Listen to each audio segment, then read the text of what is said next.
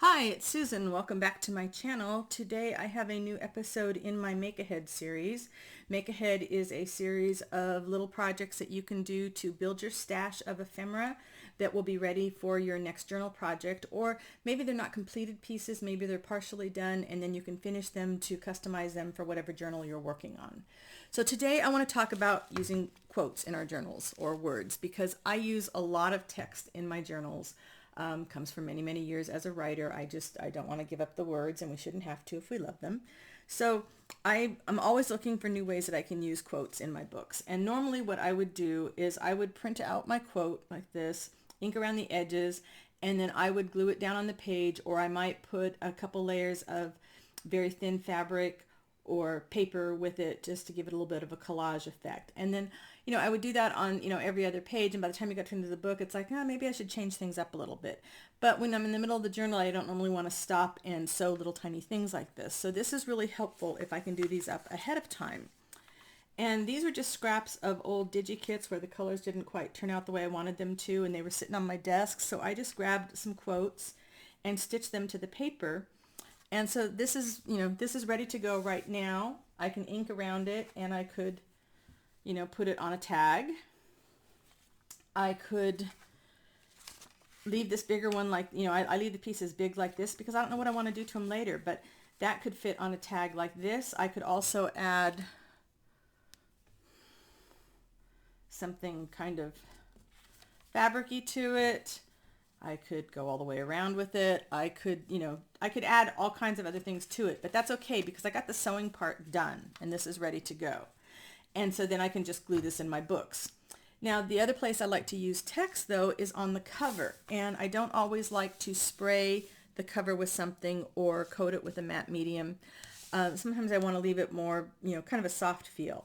So if I'm using fabric and I have a big quote like this, I will use tulle, which is that very, very thin netting. And of course it comes in a couple sizes. So I've got the small size, and then I don't know if you can tell, there are two different sizes here. But you can see through both of them just fine. So when you lay that over it, you don't really see the netting, you see the words just fine. And I can go ahead and get this nice longer poem set up on a piece of fabric with the tulle over it, stitched around it. And now I can put that on the front of a journal cover if I want. Let's see if I've got something I'm working on here. I can make that the journal cover and cut it down to fit. I can make a really large tag. I can make it part of a flip. There's a lot of things you can do with it once it's set up like that. And it just helps protect the fabric a little bit more. And pulling out the sewing machine, setting it up sometimes is a little bit of a hassle for people. So it's nice if you can have some of these things ready ahead of time. And you don't have to stitch just around it. You can stitch across it if you want. Zigzag all around it like a quilting thing. You can still read the words on it. It's not my favorite way to do it, but it doesn't matter. The other thing you can do is use vellum. If you don't have the tulle, use vellum.